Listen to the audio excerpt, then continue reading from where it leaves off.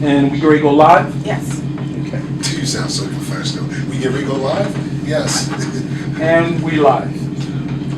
Hi everyone, this is Tiffany Standard with Philly Speaks on Philly's R&B and Old School 100.3. We are continuing Philly Speaks after the show to do a Facebook Live to bring to you our guest that was in the studio as we're talking about business and entrepreneurship. Say hi everyone. Hi. So we're going to go down the line to talk about the business, continue the conversation if you are listening to us this morning from 8 a.m. to 9 a.m. So we're going to start with the ladies. Ladies. Hey.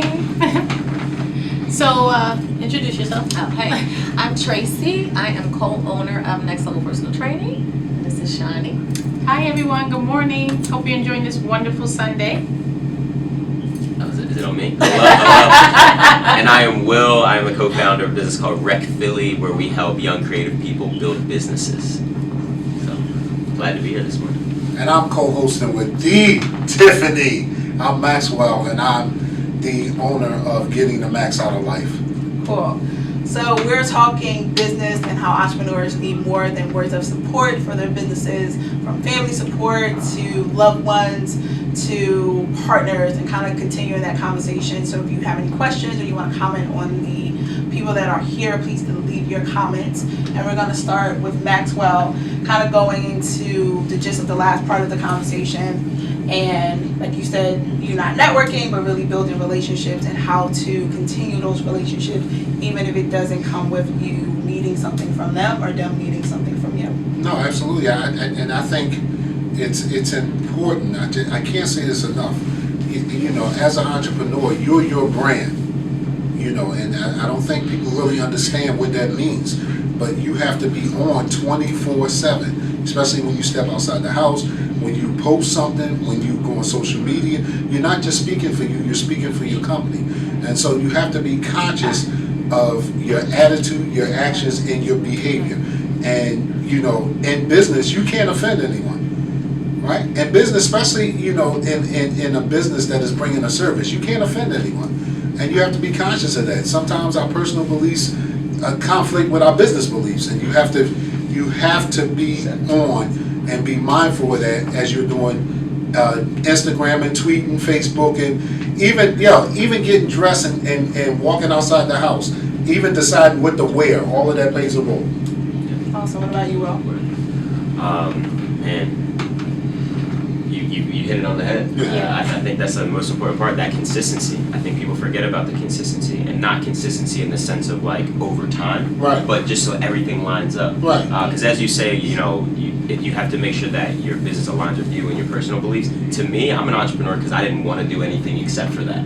You know, so I think it's just so important to just know exactly who you are, what you're trying to accomplish, and make sure that everything is consistent. Because you're our representation every day. We're always on. That's what we're talking about. Yeah, exactly. Ladies? Yeah.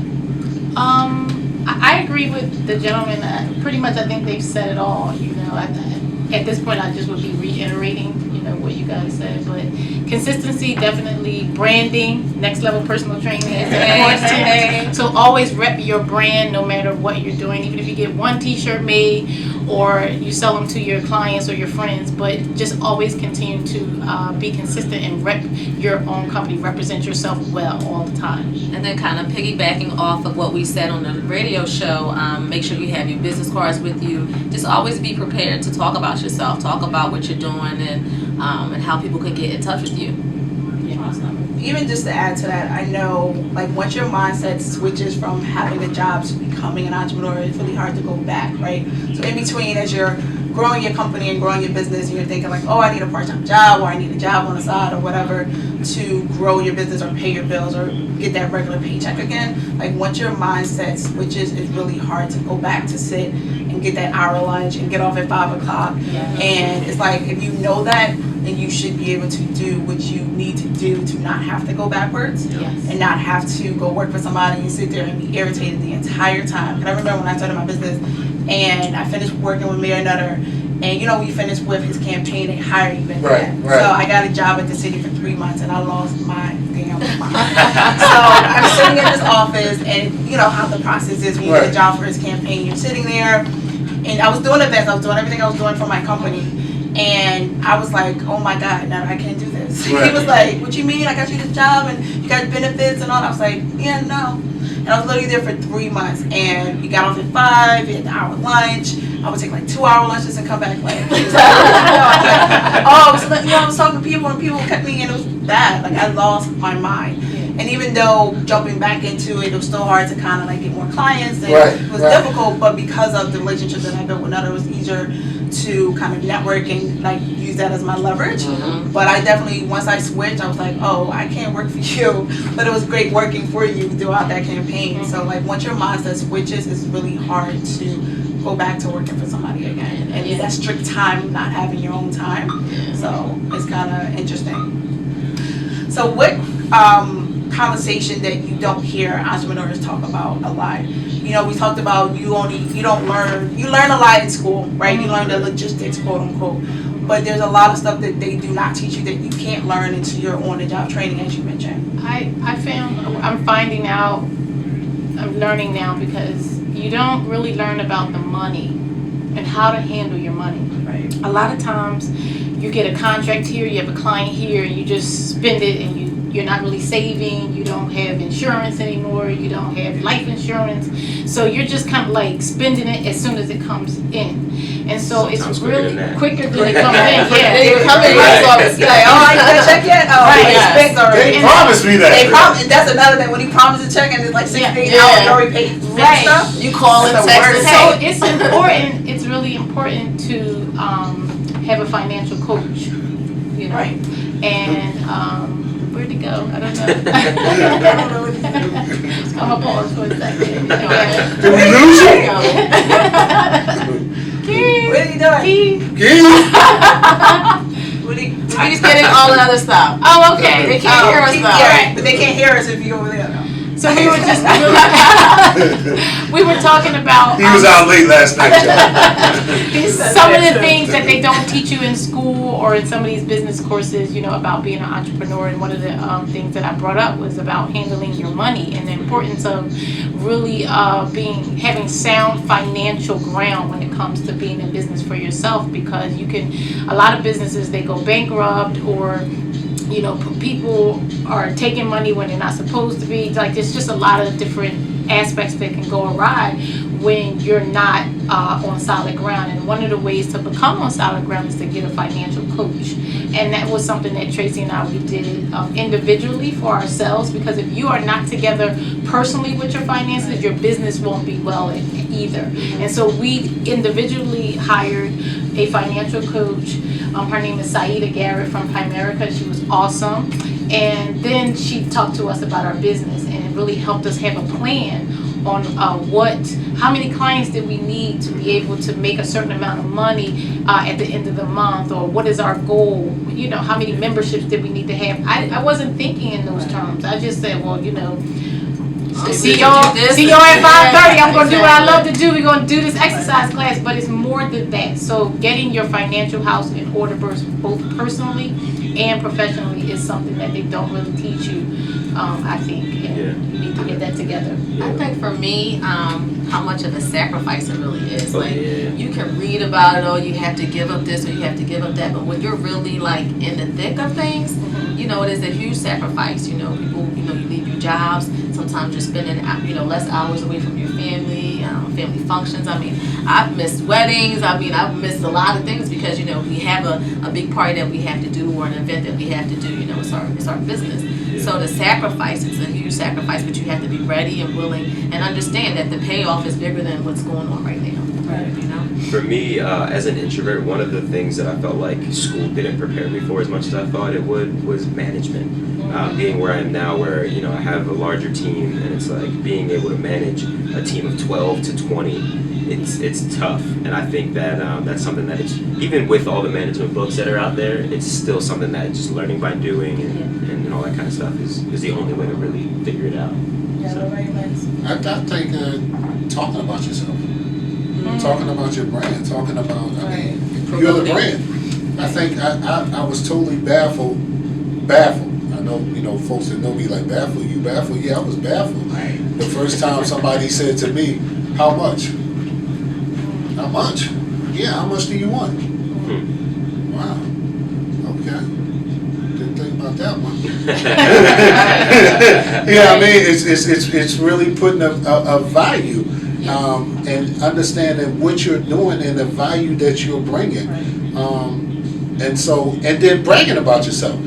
I think we brag about all the dumb stuff, but when you have the opportunity to talk about who you are, what you can do, and what you're capable of doing, people kind of freeze up. And I tell people all the time, that's the time you should be bragging. But being comfortable talking about yourself and talking about what it is that you can do.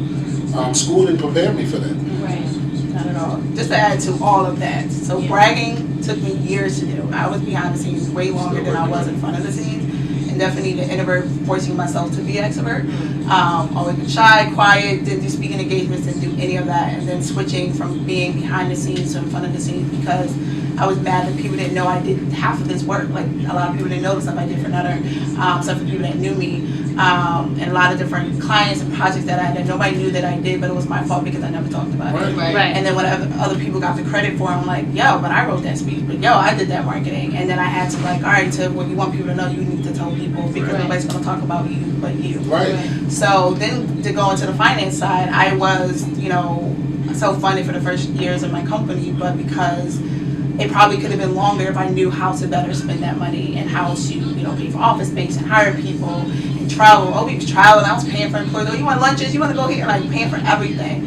And I'm like, now, like, why did you pay $5,000 for this and $10 for that? Right. It probably could have lasted me a lot longer if I knew. And I ended up getting a financial advisor a little bit later instead of at that time when I had the money. Right. So kind of dealing with that aspect of it. And then they don't teach you how to hire your friends. They don't teach you how to work with your family, how to fire those folks. Like, it's great to work with your friends, but then it's not great to work with your friends when they're not working. Yes. And you need to fire them. Yes. And they become close. And you're like, oh, I love you, but you're not doing what I hired you to do. Right. So trying to figure out how to do that, and you want to work with people you care about, you love, but sometimes they take advantage of that because they know you won't fire them and you won't yell at them. Right. And so I had to learn how to manage people and manage my friends and manage people that I've known for years. And I'm like, all right, if I fire you, what is in our relationship? But then going back to the resources side, not knowing about grants like the lady talked about, not knowing about different business contracts and trying to get larger clients. So that kind of brought me to the company that I have now, Stimulus, which is a technology company that helps you find resources such as grant sponsorships and contracts for minority and women-owned businesses. And really focusing on how do you find money and resources to grow your idea. Because you get excited and you realize, oh, I need to pay for this, I need all these different things, and you don't know how to find it. So we wanted to create something that is really simple and easy that's like, oh, I can just Google this, and this is what's available to me in this city and other cities as well. Right. So as you are expanding and growing your business, growing your social media, and now you are in front of the scenes more and talking about yourself more, where do you see your brand going, or where do you want it to go? Well, the first thing that we want to achieve is to get our own space. Right now we are in a shared space for our studio, which is great, but we are outgrowing that space. And so we are on a campaign right now to raise the money to secure our own brick and mortar. So if anybody wants to contribute to the GoFundMe for Next Level, you can just go to our website, which is www.nlpt4u.com. It's the number 4 in the letter U. And help support these two sisters helping the community get fit. So that's our main goal right now, to expand our space so that we can offer more services to the community. So that's our number 1 goal right now. And I think for future, when you think of when you think of getting in shape, when you think of working out, when you think of exercising, the very first thing we want is to become a household name. Shani and Tracy, Next Level Personal Training. Oh my goodness, I need to get with them. They are, they know about getting you in shape. They know about nutrition and how to be healthy and how to live a great life through fitness. So we want to be known, not just in the tri-state area but all over. So that's the goal. Yes, and I guess ours is similar, just a slightly different industry. Yeah. Really, the rec brand and the Rec Philly brand should really just be known for helping creative people build businesses. Yes. If you're young, if you're a minority, if you are involved with art, music, and you want to really build, you should know about Rec Philly. And the vision for us is to really perfect our business model here in Philadelphia, and then after that be able to go on and create this global and international network of independent creators. You know, I think there's something very special about even us being able to connect as young entrepreneurs. Yes. So to be able to have that and be able to travel, and you guys say, hey, I want to pick up and go to Detroit, and knowing that there's a group of people there that are already like-minded, that have built the same things that you've built, that are you know, passionate about the same things. It's really important to just have that community. So for us, we're really interested in building this global community of independent creators to allow us to be able to network and move about the country and the world, building our businesses, because most of us can work remotely. So to be able to have resources waiting for you wherever you go, I think is something that's that awesome. is important for us for the future. I think I'm going over to Rec Philly to see how we build my brand. Me too. You know what I mean? Yeah, No, I think for me, I like I said, I never imagined that, you know, I would be doing what I'm doing. And hopefully, I can get to a point where folks can really not just appreciate my journey, but help them understand their journey Sure. and where they're trying to go and how my program can help them get there. One of the hardest things for me early on, Tiff, is folks would run up to me and be like, yo, that's the dude that love the kids. And I used to, you know, I used to get real defensive when folks run up to me because being in trouble so much and coming from my lifestyle, and folks just don't run up on you. Right. And so, yeah, I mean, it's kind of funny now that folks identify me as someone who is heavily involved in the lives of youth. So I mean, I'm so happy for that. But I would like to see where I can grow into having folks understand the program and how the program really can help them shape their lives through their actions, attitude, and behavior. Yeah, for me with the stimulus is really helping transform all this information that's in this world for entrepreneurship and asking people, how do you turn that into opportunity for people? I always say, whether you're young, minority, women, whatever it may be, you get excited when you think of an idea, a program, nonprofit, and then you get disappointed when you realize you don't know the right people or you don't have the right resources. And part of our goal is to keep that excitement going, that you know that this resources is here in Philadelphia, it's in Detroit, it's in San Francisco, it's in any other city that you decide to go to, and really helping you build up your personal network and know that you can build your business or build your nonprofit or help with building up your neighborhood and really transforming that information into opportunity for everybody. Because money gives you, you know, those resources give you access and unique access, that everybody deserves that. And just continuing that excitement of, I can grow my business, I can grow my program, I can help other people do the same, and really connecting people to those opportunities is what we're looking to do on a national level. And thankful for partners like AT&T and Microsoft that see that vision, that are helping us expand to other cities, to really connect with city government, to connect with entrepreneurs, to connect with the communities. Like, these are available to you, and we're going to help you obtain those resources as well.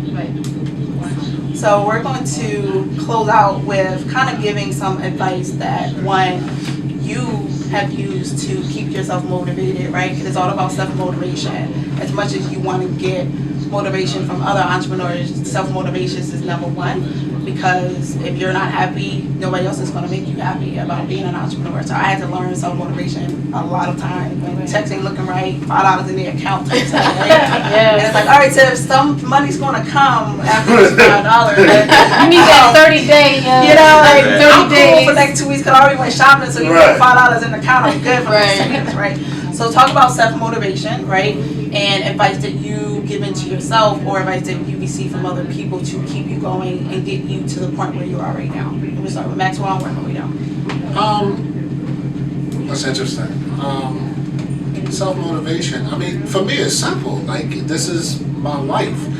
And if I've been able to battle through everything that I've been able to battle through, and still be standing and still be living, not just standing. I always tell people I'm not surviving, I'm living. My self-motivation is to, once again, inspire folks. Because I really don't think people